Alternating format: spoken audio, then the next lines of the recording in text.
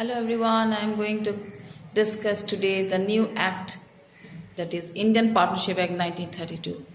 So in my last few videos I have already discussed about the Sale of Goods Act. I have completed the entire portion of the Sale of Goods Act, which was very important from your examination point of view, which I have covered your syllabus. But today I am coming with a new act, that is Indian Partnership Act 1932. But before going to start with the topic, my request to you is please subscribe to my channel. If anyone is not subscribed it till today, please subscribe to it. So I am coming with this act, an entire portion I am going to cover up, and in detailed discussion I am going to make it on Indian Partnership Act 1932, important from your examinations. Now we have to see very first the definition of the term called partnership, which is laid down under section 4 of the Indian Partnership Act. So section 4 says partnership is the relation between persons agreed to share the profits of a business carried on by all or any of them acting for all. This is your perfect definitions laid down under section 4. Now we said it is the relation between persons, but this relation is not like brother and sisters relations, but it is a relation between the individual persons. Maybe suppose there are 4 or 5 members you have taken to constitute a partnership firm. That is the relation between them, and they are intention or motive to be agreed to share the profits of a business. They should share the profits among all of them, and they should carry on a business also, and they will carry it by all of them together. Or there is an option is given, suppose all are not present at a time. So suppose 4 or 5 members were there but they were not present at a time, then what option is given by law? That among them one can act for those days for all. So that is called one but acting for all. That is also, we are coming with a concept. The later, my next video I may discuss with this a topic, that is what called mutual agency. That will come with a lengthy discussion, we will make it. So this is your very perfect definitions of a partnership firm. Now we have to see what are the essential elements are required under the Partnership Act. Because without having essential characteristics, we cannot form a partnership firm. So the first essentials and very vital to the foundation of the partnership firm to constitute is the contract. So it is the partnership is a result of a contract. That means it is always required to have a contract between the persons. So it will always result from a contract. But it does not arise from a status by operation of law or inheritance.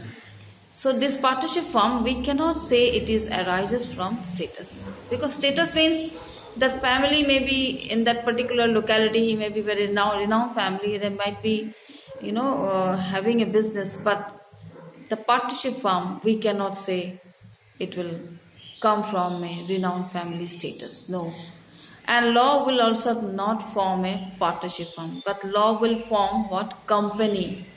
That is by Act 1956, but not the partnership firm. Or it is not from any inheritance. That is called successions. In a Hindu family, if anybody dies, father dies, next son will get, daughter will get, his wife will get. So inherit. No, this will not also apply in a partnership firm.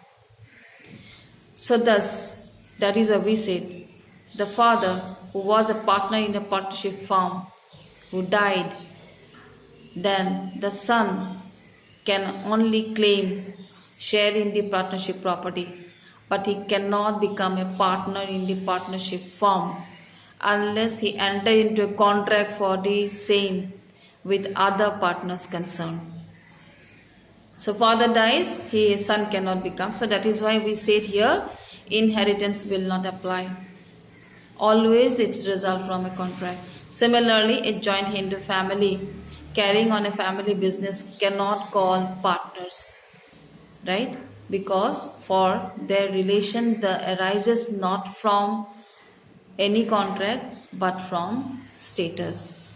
Joint Hindu family business, the relation is arises from their status, joint Hindu family, but not from a contract. So that is why they will not be called as a partners.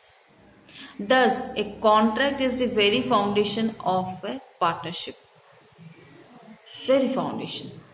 That contract may be either express or implied or oral or writing. Now, this is your very first essential elements to be present to have or to constitute a partnership. Now, second important elements is the association of two or more persons. So, partnership is the result of a contract. At least two or more persons are necessary to constitute a partnership. So, if it is a result from a contract, so contract cannot form by one person. Minimum we require two persons. That is why we said partnership has to have a minimum two or maximum more than two. Or there is also, we are going to discuss in the later part, that is there will be a, if suppose a banking business is there, you require to have maximum 10 members is there. So this is your second elements to have a partnership form. And third elements is an important elements is that the carrying on a business. Now this is a very important requirements to form a partnership firm. It must present in your partnership firm. Now what is that?